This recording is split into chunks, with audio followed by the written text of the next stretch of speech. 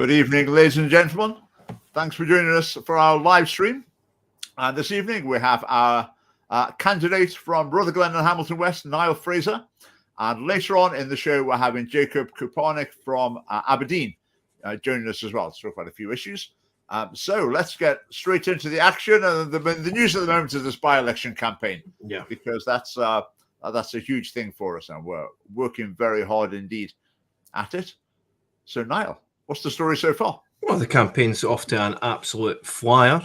We've had an amazing first day. Our action day on the Saturday went fantastically well. We were received with great happiness with the locals. A lot of amazing conversations were had. I'm sure you experienced them as well, Richard. Where the general consensus being is that nobody wants to give their votes to the established parties at the moment. Nobody, they think they're all universally corrupt. They've fallen out of favour with the political class, and they're looking for something totally new, totally fresh, and something to actually vote for instead of voting for either the lesser of two evils or the best of the bad bunch. So we're ending the era of the best of the bad bunch as far as I'm concerned. So we're off to a flyer, and we're just going to maintain pressure and keep our foots on the ground in Rutherglen and Hamilton West, and talk to as many locals as we can, because that's how we're going to win this election. Yeah. I mean, on Saturday, just to let you know, I thought there was about 30 family party activists there overall. I was talking to Michael Willis there. He reckons there was about 40 overall. Came during the day at different points, but certainly a very, very good number, and I would imagine very possibly more than any other party.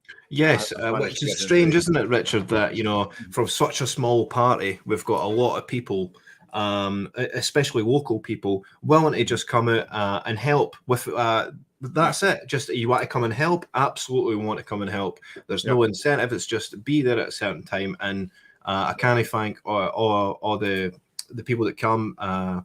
I can't thank them enough. It was very much appreciated. Yeah, it was fantastic. Yeah, I'll add my thanks to this. This is a slight tangent, but just it came to mind. I was looking on the Electoral Commission published the income for the parties with higher incomes, basically. And last year, Alba, I think it was £700,000, their income. Wow. I mean, let's say the family party income, let's put it this way, it hasn't got that many digits in it. Not even close. Yeah, when it comes to votes, there's not much in it. The Scottish Family Party is a lean, mean fighting machine compared to these other parties. And that sort of suits the Scottish mentality, right? We're very frugal. We're no flash people. We don't need high ticket items. We don't need any motorhomes to canvas in. We are bare bones because we are generally working class people who want to make a difference here. And that's effect. I mean, I wouldn't have a huge income of £700,000 in a political party. It doesn't make any sense, So I prefer it to be like you described, a lean, mean election winning machine. Yeah. But having said that, do join the Scottish Family Party. We do have expenses. We need to meet them. Do join. That we always appreciate that. But yeah, it is quite remarkable what we do on our budget compared to the other parties. What could we do if we had a similar budget to this? Well, who knows? Now, conversation. Just to say, last Saturday, so Niall gave a speech, which you can see on YouTube. I gave a speech. Michael Willis gave one as well. Took some photographs. Then went along and had a street stall, flags waving, placards, etc., and spoke to people as they were going by. And I was really encouraged by the number of people who either said they know the Scottish Family Party, yep, they like what we're doing, they're going to vote for us, or they'd say, yeah, I've seen you on the internet, I know you, I like you, or they say, oh, Niall, yeah, I've seen him. I've seen him on Twitter. I've seen his videos.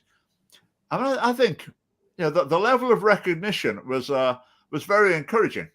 I would say. Do you find? I think I found it absolutely astounding. People were coming up to me with the sole purpose of shaking my hand or wanting to shake my hand. And it was just, of course, I appreciate and I shook everyone's hand. But again, I didn't expect this level of sort of being noticed, as I'm sure you didn't. But it goes to show you that all the hard work that we've been doing over the last year, more than that for yourself as well, it's all translating to the people on the ground level finding out and seeing us.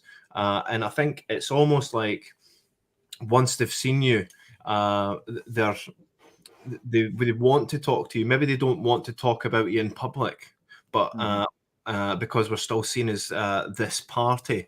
But when they see us in person, then it's they absolutely love it. You know, and we must have had hundreds of conversations with so many concerned parents, so many concerned voters and constituents in the area, and they were all pledging their support for us. And it was just incredible to see. Yeah. Now, something else we came across a bit as well. We talked about this. Is the sort of I don't vote because there's no point because all the parties are useless. Yes. Line. Which I've heard that line, and I heard it a bit on Saturday, but over the years I've heard that line so often. It's normally people in their, maybe in their 60s, I would guess, like 60s and older, and they've just completely given up on the whole thing. So they'll say, I think all the parties are so bad, I'm not going to vote for any of them. And I'll say, well, we thought all the parties were so bad as well. That's why we started a new one. But you'll just be the same then. Well, the way that I see it is that we've already started to climb Everest, Richard. And by climbing Everest, I mean we are starting from the ground level, building a party that people love, that people want to vote for, that people can't wait to vote for, right from the beginning. And we've started this climb a few years ago, Richard. We are almost halfway up Everest at this point. We'll find out exactly how far we've made it up the mountain with this by-election result, but it's important to just keep climbing. We will make it eventually, but these other parties, they're losing credibility. And like you said, I mean, we must have heard that 100 times. All politicians are corrupt, or I can't vote for any of them. I don't trust any of them. The level of distrust in the political class is just extreme. And it's the perfect situation. It's not a perfect situation for Scotland, but it's the perfect scenario for a party like us to break the mold, come in and steal a seat and win an election. I mean, it's interesting. The Labour candidate has been. I've started following him on Twitter, and when the election date was announced, it's 5th of October. He came out and said, "It's time for something fresh." Labour. I know it's so it's almost the parody of themselves at this point. And I feel for Michael Shanks as well, because he's just I mean, I describe the Tory candidate, the Labour candidate, the Lib Dem candidate, the Green candidate as robo candidates, all representing the same machinery that has got its boot on our neck, so to speak. So I can't wait to get them in a debate. I can't wait to get these candidates in an actual debate. It's fascinating to see the other parties keeping their candidates away from the cameras, away from being filmed. So when the Greens having their launch thing, it's Patrick Harvey talking to it. With Labour, it's Keir Starmer and Anna Sauer doing all the talking. The actual candidates are nowhere to be seen. Exactly. You think they're seeing that as a winnable seat. They've got to have someone front and centre that they want to put in front of a camera, but it seems like they haven't. So our hustings is going to be fascinating. Well, let's look at Labour in particular, right? Michael Shanks has been, I think he was on camera today, yes, but effectively they're carting him out in certain situations. Anna Sauer's effectively campaigning in Rutherglen and Hamilton West. It's not Michael Shanks. Keir Starmer is effectively campaigning in Rutherglen and Hamilton West. It's not Michael Shanks. Angela Rayner is campaigning in Rutherglen and Hamilton West, and apart from Michael Shanks. In fact, they're bussing up activists from England to canvass in Rutherglen and Hamilton West. This is the Labour Party, guys. Yeah. They can't, and we put one wee call out on Twitter for some locals to help us, and we get a bigger group of canvassers than Labour could, with all their machinery behind them, all their activists that are paid and bust up. It's insane. So I think we're absolutely going to make some huge waves in this election. There's no way about it. So the Daily Record have obliged us as usual. I always think, before I talk about the Daily Record, I always like to contextualize it. In the SNP leadership election campaign, they were just at Kate Forbes all the time. They just wanted to destroy her campaign. And they did a front page that said, "Love, not Kate." Mm-hmm. In other words, Kate Forbes is hate. Kate equals hate. She's a hate figure. Now, once you've done that, I mean, your credibility is shot. They don't seem to realize that it's like crying wolf. I mean, if you keep saying these things, I mean, it just becomes meaningless what you say. Anyways, so they've had a go at you and the Scottish Family Party. Niall, do you want to? Well, I mean, I've been saying quite a lot about it on Twitter. I think it's an absolute hatchet piece that's been written on me and us as a party, but in particular, I'm being labelled an extremist. You know, and you know as well as I do, the policies that the Green Party and the SNP are pushing are indeed extreme. It's not us that's extremists for opposing them, and yet, and to have my name right next to the term neo-Nazism or neo-Nazis is just absolutely outrageous. I think it is slander at a certain point. I won't call it slander immediately, but it's just an absolute hit piece. And I think the general public have seen that. They've responded to that article in the way the Daily Record didn't anticipate, and that they've decried it as an absolute joke and called it out rightly for what it is, a total hit piece on a candidate that's running an election. Forget me and my name in particular, but someone legitimate running an election, they've just went out and smeared me. And it's interesting that they do that, Richard, you know, someone as insignificant as the Scottish Family Party, or so they would like to think. Yeah. I mean, basically, they absolutely hate, and that is exactly the right word, they hate social conservatism. Yes. They don't mind, you know, the Reform Party saying you can keep your gas boiler or whatever. They don't mind that. They don't mind the mainstream party, but social conservatism, then they just go berserk, and they absolutely go for the jugular. And the National's the same. I mean, we'll get an article in the National, no doubt. And the sort of connection they make are ridiculous. It's like Niall's dog's vet's brother's sister's car once belonged to Hitler. Yes. I mean, it's like the links go on and on. Niall at one point had a Volkswagen, you know, and it's absolutely insane. I just think the whole article just reads, and I called it, I said that the headline may as well be "Seek Niall." It's so bad. I mean, I was taken aback at how atrocious it is and how misrepresenting it is. It never once, you know, even when we talked about the Sandyford and the gender aspects of the Sandyford, it made it out to be that, Niall's just want to brick up a sexual health clinic for the, you know, for the hell of it. Yeah, they you know, no explanation. No, they deliberately misrepresent. But it's the Daily Record. I say the National is just as bad. Now, it would be nice to think, you know, so like the Scottish Daily Mail or the Sun or the Express might be quite open to us, but they're not. I mean, the Daily Mail at the last Scottish election said we were far right, which is utterly idiotic.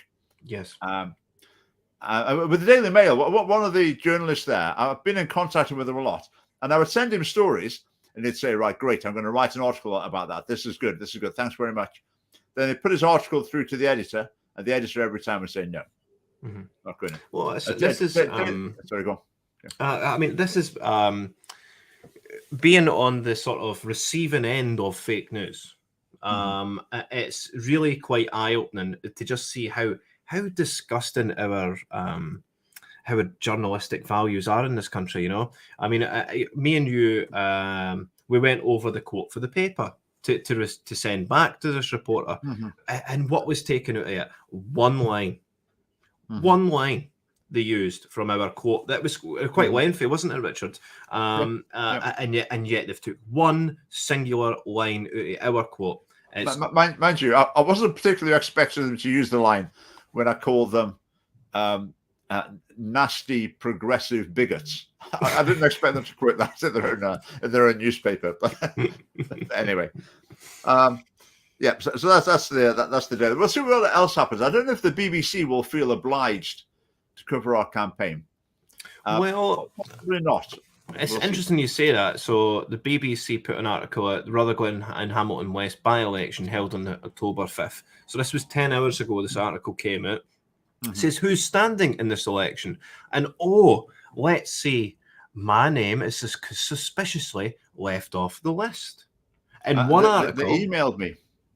And yet, when I click the article that was made on the 23rd of August, my name is there. Really? Yes. So I'll just link you to that now. But effectively, I'm in one article and not the most recent one. Right. The emailed, I think it was yesterday, BBC journalist said, can you just confirm that Niall Fraser's your candidate? I mean, I felt like saying, oh, for goodness sake, you're just going to look at our social media. As if it's all over social media. I just replied saying, yes, he is. I sent some information, video, etc. to them. So maybe they'll get it sorted out tomorrow, but we shall see. Right, just turn right the campaign. Let's let people know what else they can do to get involved. Saturdays, 11 o'clock. So 11 till... 11 till about 3:30, 4 o'clock, whenever we can. Basically, the busiest time on the high street, we want to capture as many people going through Rutherglen High Street as we possibly can.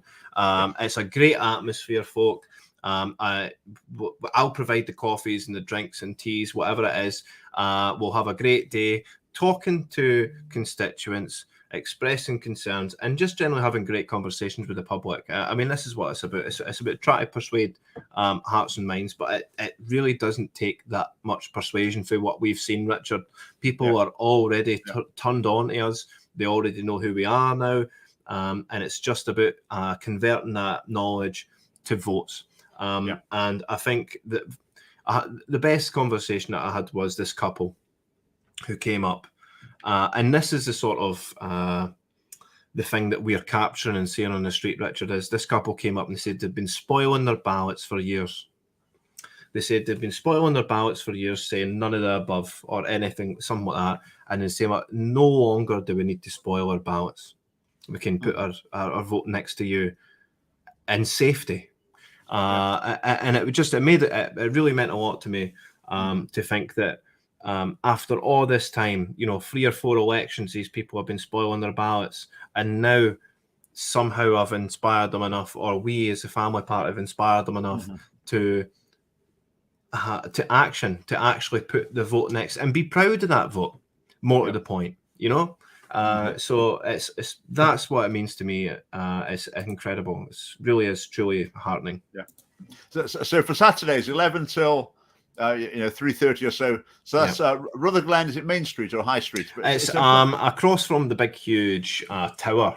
Or the old parish church. I mean, Rutherglen Main Street, you can't miss us. We'll have flags. You're not going to miss us. Yeah. I mean, nobody will be able to miss us. It was like a family party theme park. It was, exactly.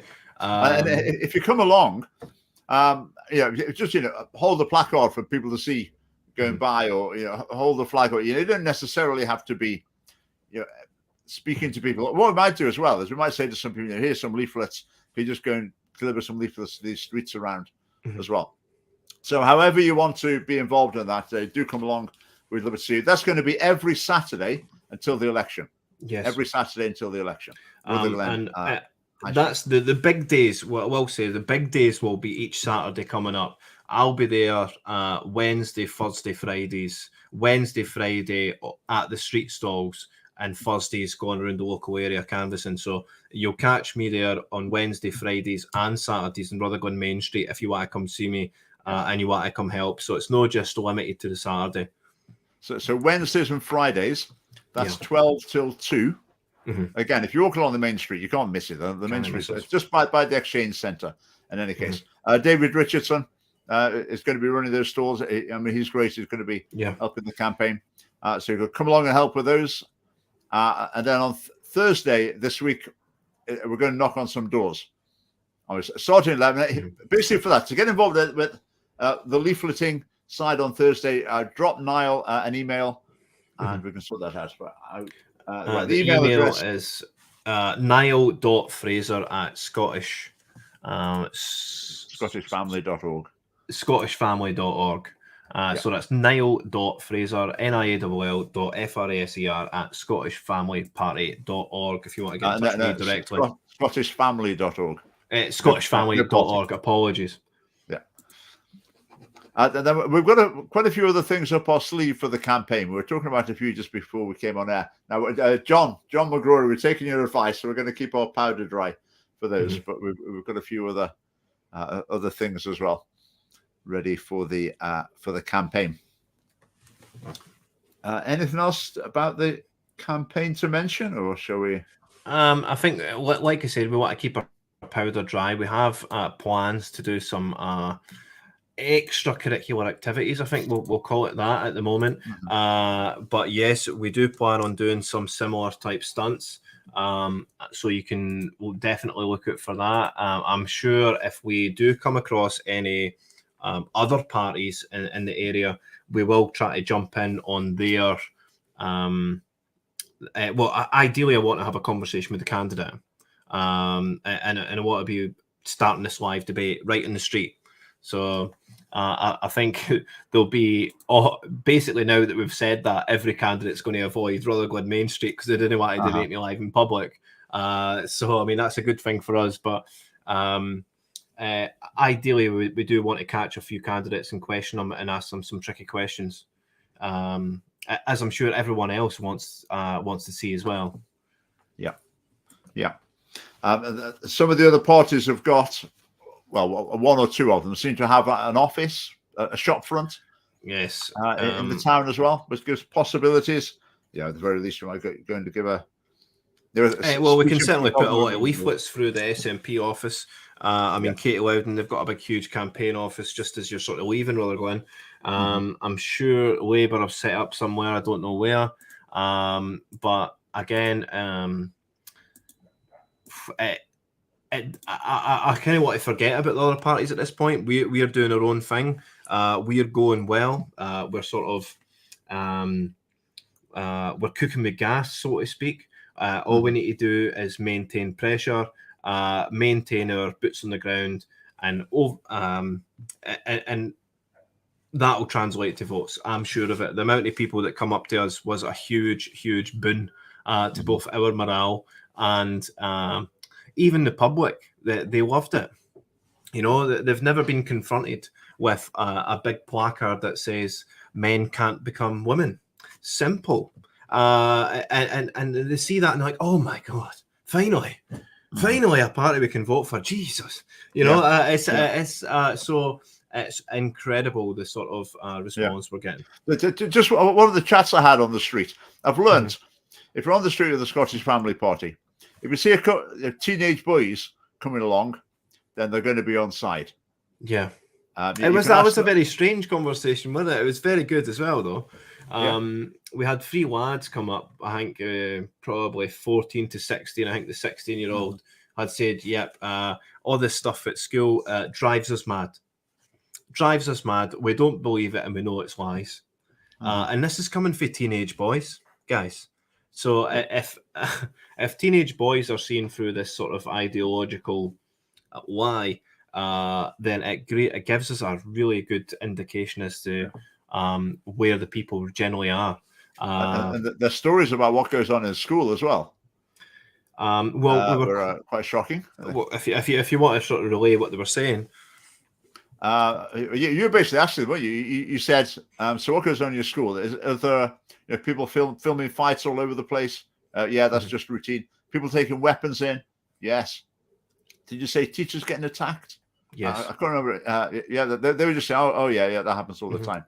Yeah, they were saying it's just appalling. And this is it gets back to the speech that I made, is that not only are our schools lying to kids on a biological basis, but it's this trans ideology, but they aren't even safe. So they're not ideal, or they're not safe for your kid's mind, but physically they're not safe for your kid either.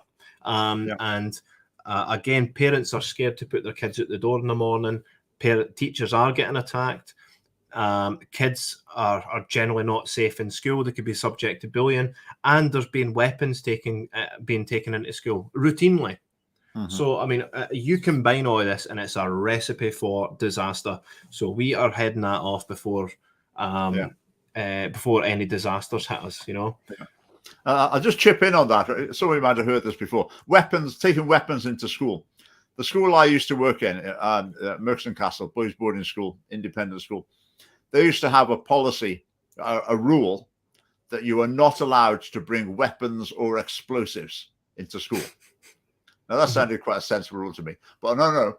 The inspectors came in and they said, rules are old-fashioned and unenlightened. You shouldn't have rules. You should have guidelines. Oh, yes, of course. Not rules, guidelines. So the school that probably still does, I don't know. But in any case, so the school changed it. So it didn't have a rule that you are not allowed to bring weapons or explosives into the school. It had a guideline. It's something you might like to consider when you make your choices. That this is our friendly recommendation, but obviously it's up to you. I mean, how idiotic! Is that? And that's the Scottish government. That's the Scottish. As if the word rule is somehow a bad word. It's so strange. But I would like to maintain that rule. Let's have no weapons and/or explosive brought into school. I think that should be a rule. Actually, we should sort of make that a rule again. I mean, it's not too radical, is it? If saying that. No. Just to say, I think quite often.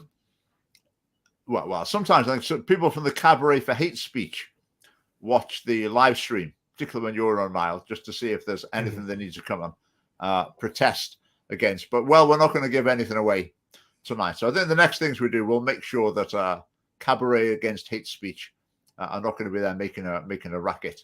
There's they're a nonsense group that just tries to drown out real debate with utter drivel and utter nonsense. So I mean, we're happy that they're not showing up. But again, if they do show up, it's not going to make any difference to our campaign, and we're just going to motor on anyway. And if they do show up, it'll probably just give us a wee bit of extra publicity. So if you're listening, please do show up. The fan club, my eternal fan club that will follow me to the ends of the earth. I'll be in Rutherglen Main Street. Could you say to the National sometimes watch as well, journalists for the National newspaper, just saying you've got a picture behind you there. Although I can't see the top, but it looks to me Freddie Mercury. Yes, it looks to me as if that could be a Nazi salute there. I mean that. Well, it's not Hitler, guys. You spoiled the headline for them. I mean, just going back to sort of wanting to debate. I always keep saying Scotland's a debate desert. I'm forever inviting people to debate. People will, fire off on Twitter, or we say, right, can we debate any format, anywhere? No. They just won't do it. And I don't think it's just the family party. Just think in general. Yeah. Like debate is dead. People just don't do it anymore. Why that is that the sort of what I call the sort of high school campus that runs our country, Holyrood, they're all in this echo chamber together, So they're all having their fancy meals and their fancy coffees, and they're drinking in the Holyrood bar. They're not debating. They're happy eating steaks every day and going home and just maintaining the status quo. They don't want to debate. In fact, I don't think these people are even cut out for debate. I think they're just told what to say, and then they just move along, and they just go through the motions. I had an insight into that from a parliamentary insider, a very well-known one. Let's leave it at that. What this person said to me was that campaigning groups send an email to every MSP on the morning of a debate on a certain topic. And they give them like 10 points to put in their speech. So the MSPs are busy and they haven't got any thoughts of their own. So they just pick, 6 out of the 10 points from the government-funded campaigning group, then stand up in the Parliament, and that's their speech. Yeah. So you can listen to like an hour and a half of so-called debate, and you just hear this. Everyone who stands up gives a different 5 or 6 out of these 10 points. Well, again, to debate, it's would just on a human level, Richard, would you be able to stand up in Holyrood and make a speech that wasn't written by you, that was not your own words? I don't think you would. I certainly couldn't do it. And I'm not going to have anybody write my speeches ever. It has to be true to you. And this is what we've lost in politics, is this SPAD culture of, they'll write my speech for me. I don't need to do anything. I am the shiny front end of this political machine, and all the work gets done for me. And I'll be shielded from debate, like Michael Shanks is. I'll have all the high flyers, the Keir Starmers, the Angela Rayners, the Hannah Starwars to come in and fight on my behalf. It's just shocking. Yeah. Have you got another couple of minutes just to talk about one of my issues on my list? Absolutely. Yeah. I mean, Humza Yousaf did his opening Parliament speech, programme of government for the year. I mean, where do we start with that? He's talking about a 4-day week for everyone in the public sector. And the idea is that if people work 4 days, they'll do just as much work as they did in 5 days, and everything will function just as well. So this is why we're in very dicey economic territory. Government finances absolutely shot. Cost of living crisis. And then he thinks he genuinely thinks you can give, how many people work in the public sector in Scotland? Probably about 2 million or something. It's a massive you give percentage. 2 million people a day off a week. Yeah. In other words, you're going to pay them for doing nothing. And this is just going to work out absolutely fine. I mean, have we not tried that experiment of paying people to do nothing? It was called lockdowns. I mean, it didn't go to in terms of the financial consequences. We're still trying. Well, who knows? Yeah, we're still living through the ramifications of that. Yeah, but he wants to do it systematically. No, I mean, surely if you do as much in 4 days as 5 days, do you do as much in 3 days as 4 days? Or 2 days I mean, the idea is, all your time off, people will work harder on the days that they're there. What a load of tosh. I mean, what, are they not working hard already? On the days that they're already there? Is that what he's saying? Or they can work maybe an extra 20% harder to make up for the day that they're not working, and it's like, I used to work shift patterns as well. So instead of maybe doing a 5-day week, you would just condense that. I mean, a 40-day, a 40-hour work week, you would condense that into 4 days and do 10 hours a day as opposed to 8. It's no rocket science, but I mean, that's effectively what will happen, right? They'll have to work extra hours on the days that they're not there. The whole thing's mad. Well, will they? I mean, is he actually thinking? I know I'm talking rubbish, but wow, this is going to be so popular. Well, maybe it's just another 2 million public sector workers are going to think, oh, wow, he's the man. I'm going to vote SNP. Just give me a day off. He's given me a day off. I mean, it sounds like election or buying votes to me. We're just going to give everyone an extra day off. Sounds great. It's all sunshine and rainbows up here, And then people in the private sector who are actually paying the wages for people in the public sector. People in the public sector, okay, you pay tax, obviously, but that's like the government taking back its own money. The wages of people in the public sector are actually paid for by the taxes of people in the private sector. That's where the money goes into the government from. So how are people in the private sector going to feel about that? Well, they'll feel betrayed, right? It's a betrayal. Yeah. It's a betrayal to the private sector. I mean, if you're running a business, I don't think you'd be able to sustain the 4-day week. You wouldn't be able to do that. But it's only with a blanket of this civil servants with all the government money. It's only with this blanket that they can even promise these things. The whole thing's absolutely ridiculous. I mean, Hamza's just. I think we've still got him on the ropes. I think he's still reeling from the confrontation that I had with him at the Fringe. He's still on the ropes. He's not recovered for that. He's still dizzy. So I mean, he's just talking mad stuff at this point. I mean, what about schools? I mean, good point. So I guess that you just need to have more teachers. Gareth makes a really good point there. I mean, I assume they haven't thought of that in the Scottish Parliament. No, of course. Right, Liam has always got the facts and figures. Thanks, Liam. Right, 22% of employed in Scotland work in the public sector, so over a fifth of the workforce, compared to just 16% in England. I'm surprised it's as low as 22%. Yeah, I thought it was more. What the definition of public sector is? I mean, that's including NHS, Education Council. I'm amazed that's so low, but I would never argue with Liam about it. We don't know what if. He comes armed to the teeth with stats, so does Liam. If you can do a bit more research to see what the definition of public sector there, and give us a bit more information. So that's the 4-day week, which is it just seems bonkers. It's just buying votes, isn't it? I mean, it's illegal to bribe people to vote for you. So if you vote for me, I'll give you £100. That's illegal. But if you vote for me and I get elected, when I get elected, I'll give you £100. Well, that's just routine politics in Scotland. One's illegal, the other one is, it's just a modus operandi of the parties. The ULEZ zone. So something today saying only 1 in 4 people in Glasgow approves of it. Yeah. I mean, is this going to fall to bits? No, it won't. They'll push it through, just like they passed the thing with the M8 today. So they're going to make an M8 a 30-mile-an-hour motorway through the city centre. It's going to kill Glasgow.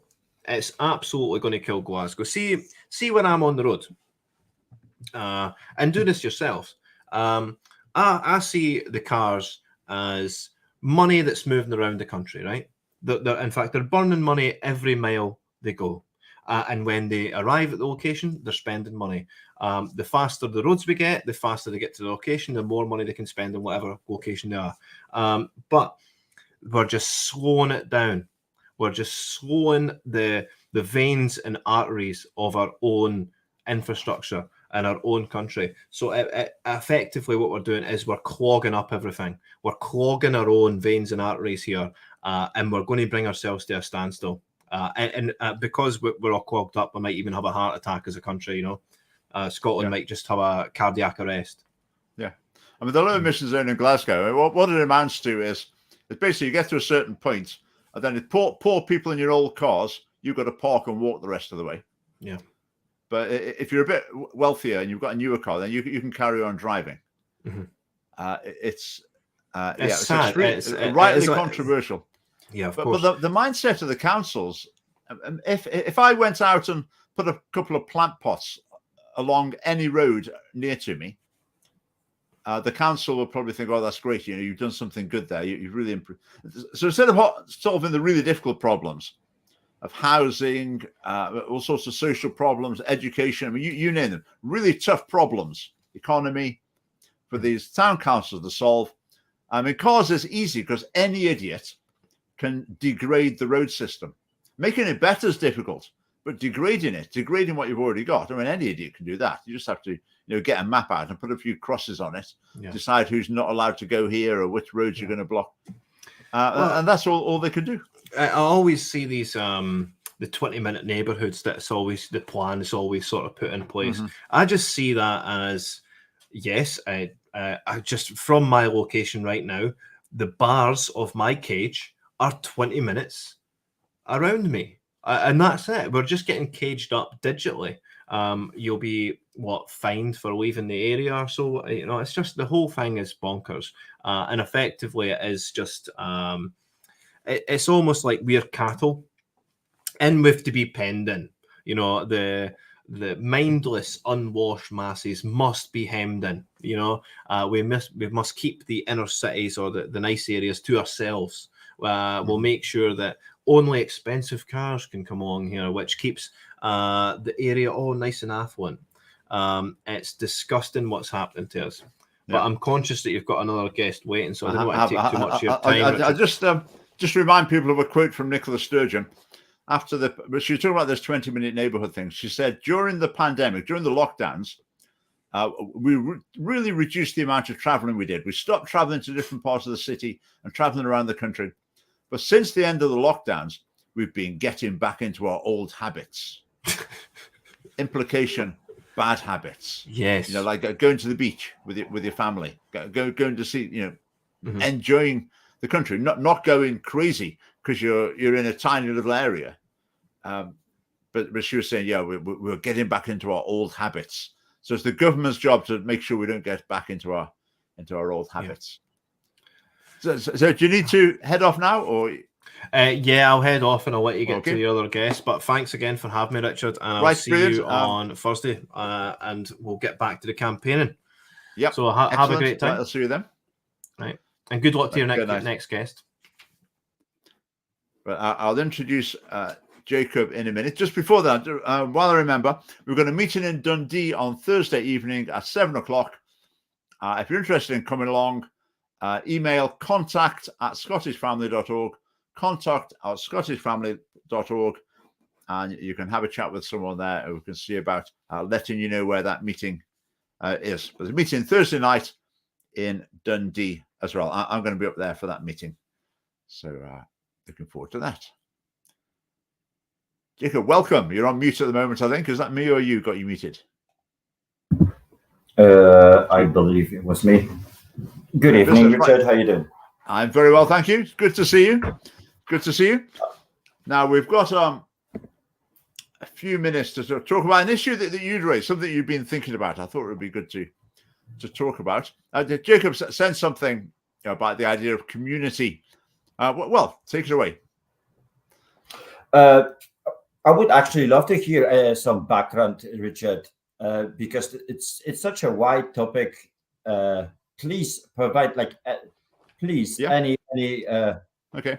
Well, what happens at the moment is in politics they like to do with groups. It's not to do with individuals. So the important thing is what group you're in. And they call those groups communities, even though they're not really communities. The people don't really know each other. They're not communities in any meaningful sense. And then there's the idea, once you've divided society up into different communities, then you can decide who's going to be the spokesperson for that community. And you can assume that everyone within that community thinks the same thing. And who's going to be taken to be the spokesperson for the community? Well, the government quite likes that because they can sort of choose for themselves who they're going to regard as the spokesperson for a particular community. And that gives the government a lot of power, basically, because it allows them to misrepresent the views of a huge number of individuals by lumping them together in a community and then regarding that community as like uniform with the spokesman that they've selected. Was that? Would you agree with that? Well, definitely, I would agree with a correct assessment. That is 100%. Though, with the concept of community, I think the problem is that it's really hard to pinpoint what it actually could mean. I mean, what actually is this animal we are dealing with?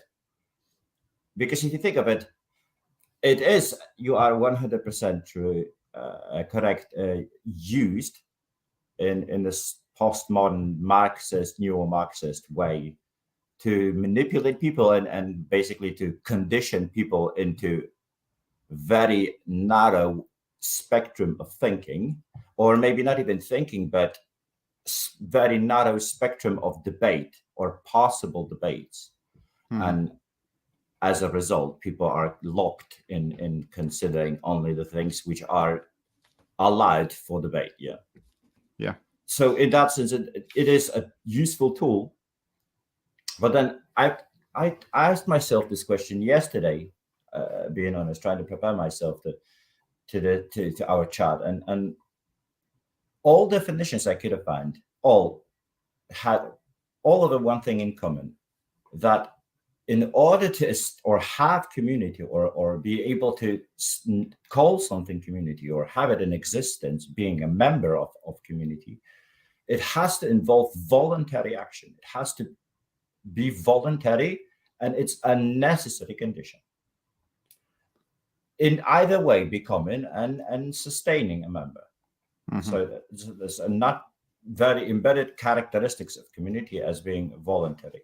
But then the phenomenon that we've just discussed as so usefully being used as a tool doesn't fit into that definition at all, because they are referring, well, it's something you might have see as self-proclaimed defining of genetic characteristics of other people,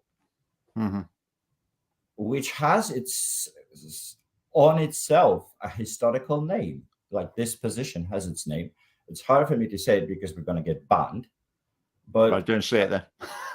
Yes, but it's a classical definition, like position. If you pre-assume characteristics and you impose them on groups of people based on genetical characteristics, yes, it's well defined and easy to find in Google position. What's the original name? Classic. That's interesting. I haven't really thought about that aspect before. If to be in a community, you have to have chosen to join it. I think that's absolutely true. Because I think people talk about community leaders. People will often talk about like the leaders of the Black community, for example. But these people don't know each other. They say these people haven't chosen to join that community. And if someone said, such a person is a leader of the white community, people would just think that's just completely crazy. They think, what on earth are you talking about? Leader of the white community? What on earth is that? Doesn't mean anything. But it's equally meaningless in other contexts as well. Even like the LGBT community, the idea that this is some sort of homogenous group that all think the same and have opted into the same agenda and all endorse a particular spokesman or spokeswoman, whatever. It doesn't stand up to this cognitive reduction for sure. That is 100%. I think fair to say that this is definitely reductive on very kind of basic levels. But trying to understand in itself, when you go in definition, what is, let me put this way. In literature, how it is defined, what is Black and white, has not really that much to do with your biological characteristic or your race, but it's defined as your ability to access and benefit from well-established institutions, which are a kind of vehicle for power, access to power. So the more access you have and the more benefit you from, the more white you are, because those institutions are defined as white or white established. So the more you are in it, that's why they can say to somebody of Black origin that he's not really representing Black communities because he's conservative. So he's basically a voice of white supremacy. There is a logic in their sense because that's how they defined it. But it's a misconception, and they're doing it deliberately, and they are using the same words to confuse the opposite side of the political debate deliberately. It's called strategic equivocation. I think strategic equivocation. That's how they call it. So they do it deliberately. It's fascinating how the media seem to be so compliant with this. They will just go along with it, and they will assume that the politicians like to treat groups as uniform entities, and the media tend to go along with that. That they'll also have the idea that there's a spokesman for these different groups. These are definite collections of people. Richard, we have made a claim that the Black communities and the LGBTQ communities, they are not really communities. So maybe we owe some explanation or a bit of attempt to explain what do we mean by that, because to say the least, an extraordinary claim, is it? Nowadays? So if you consider the voluntary action of becoming or establishing community, it has its very narrow characteristics or very narrow consequence and outcomes that it can produce, and it actually does produce, and it's observable. So the community, if it has a legal base, which is any sort of code, it doesn't have to be written, but it has to be unquestionably accepted. Then it allows such community for a concept to arise, like just to have any sort of underpinning background to exist, which is authority. Otherwise, you wouldn't have authority if it wouldn't allow it for it.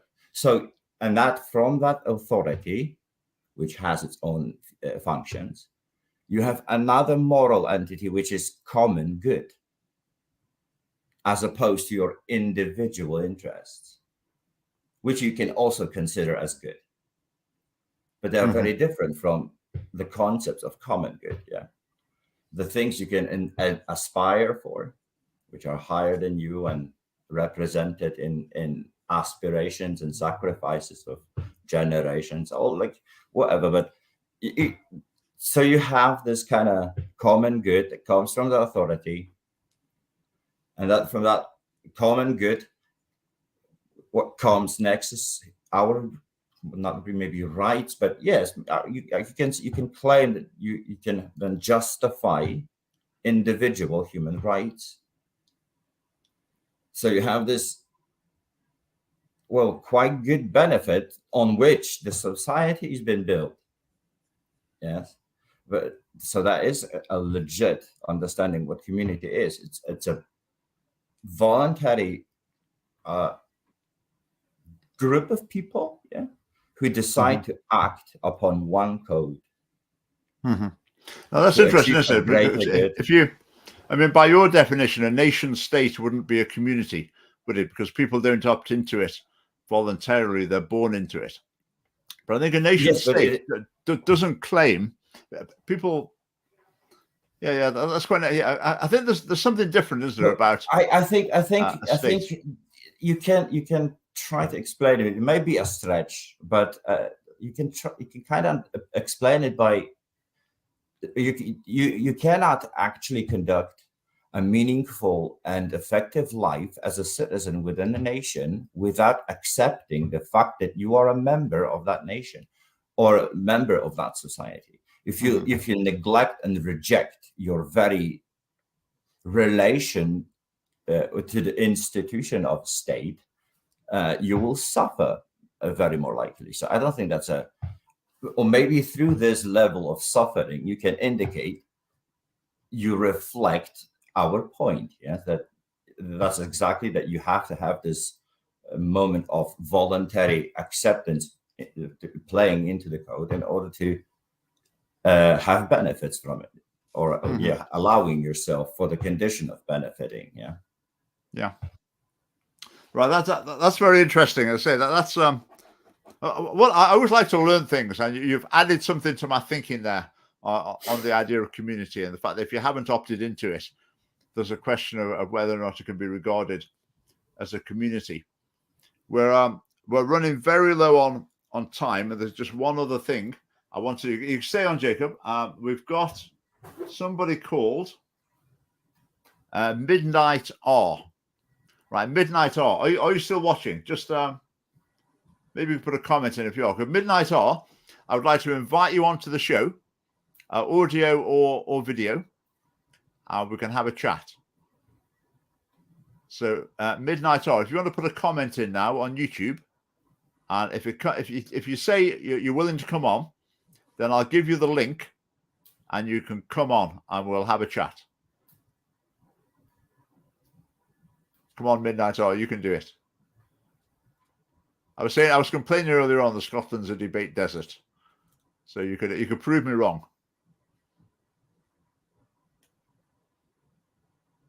Scottish Fascist Party. Oh, you might actually, Midnight Oil might have been referring to another party. Maybe we were talking about another party at the time. And you made that, and then the skull there. But I'm guessing you're talking about the Scottish Family Party. Well, this is the situation so often in Scotland. You try and debate with someone. Go on. No, anyway, we're still waiting. We're still waiting. Midnight hour. So do reply. And we've got a couple of minutes yet. We'll be able to do that. Just go back to what you were saying about community. I think I'm listening to Humza Yousaf giving his programme for government speech. I mean, one group he regards as a community is women. Very, very definitely. And men as well. He regards men as a community. He regards men as having collective responsibility for any bad behaviour by men. And he sees women as basically feminists. Well, women and feminists are the same thing, as far as the Humza Yousaf's concerned. So Humza Yousaf needs to be tuning in here and listening to you, Jacob, and he needs to realise that you can't regard women as having feminist views or whatever, because they haven't chosen. A lot of women haven't chosen to enter into this alleged community, this group that he likes to treat them as. And the same with men as well. I mean, Humza Yousaf's always saying, men need to change, men need to sort themselves out, men are the problem, men are bad. And he's saying, that includes me. But he doesn't mean that.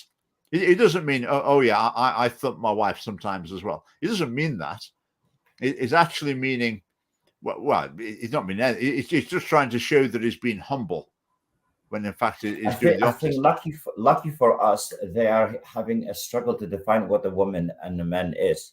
So yes, as they will divide it on men and women, they will dilute the understanding what is, so we can just have a business as usual at the very. I think that's what's going to be, or might be at the end with it, the whole thing. Yeah. There's a question for you. On the funny note.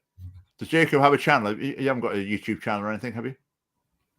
No, I don't actually, unfortunately. It sounds like if you did, that'd be your first subscriber. Right, yes. Henry, I noticed Sound of Freedom. I went to watch that at the cinema on Friday. Those who don't know, it's a film about an American policeman who goes off, partly as part of his job, tackling like sexual exploitation of children, trafficking of children. So it starts off him doing that through his job, and then it goes beyond that, and he sort of goes on a personal mission to rescue a child. Very, very good film. It's a good film, regardless of the content. I just thought it was well made. But it's based on a true story. And it's amazing the amount of opposition the film is getting. People are calling it, like far-right propaganda and, conspiracy theory junk and this sort of thing. It's based on a true story.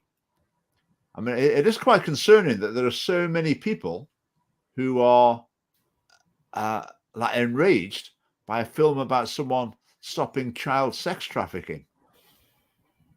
There is very concerning. Have you seen it yet?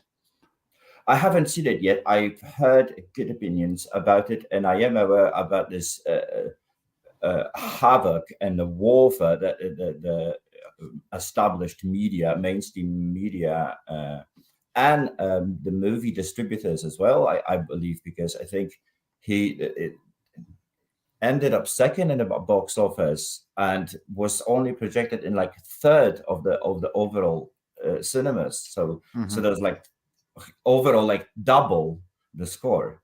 So that's amazing of an achievement on itself. But then again, is it our concern, Richard? That's what bothers me. We should be having a meaningful lives, Richard, and not be talking about tragedies. We should be having an institution and people who are dealing with it professionally. Those things should never happen. And if they do, we should be having people paying full attention to it. Our public attentions on this particular occasions are not random. And that's my problem. The moral side of this problem is, I think, unquestionable. We are all disgusted by the very even thought about that this possibly is happening. On the other hand, it's not random that it's happening in a very particular political weather to boost emotions of the public, and to if the storm of a debate is dimming down, there are these golden throw-ups that you just throw on the public, and the people are just getting light up again. I think the genre of film, like the police, or a good guy rescuing people from the bad guys. I mean, that's a standard sort of movie theme. But not sure about that. I wouldn't see anything. Anything to question about the motivation. Don't get me wrong. Yes, it's on itself, and I don't know. I cannot be speaking on the artistic level first because I haven't seen it yet. I haven't seen it not, so I don't know. I cannot speak. Other thing is, I'm not an artist at all. So even if I would have, I wouldn't actually have a right to say anything artistically. And every movie has a right to be distributed and projected and I don't know, displayed to public for them to see. I think my advice. So don't get me wrong. That's very, very on itself, I think, unquestionably wrong what they did, or bad what they are doing still to this movie. And keep in mind, it was on a shelf waiting for like 3 years. It was made 4 or 5 years ago. Yeah. So it was such a late release and premiere on itself, because it was, I think, some copyright issues. They couldn't release it earlier. I mean, there's I think maybe 2 or 3 lines that are Christian. The bloke, the real life hero in it, that was a Christian, and there's a few lines in it that make you think, the film's been made with it. It's not preachy at all, but there's just a hint of a sort of Christian worldview in it. Maybe that's enough.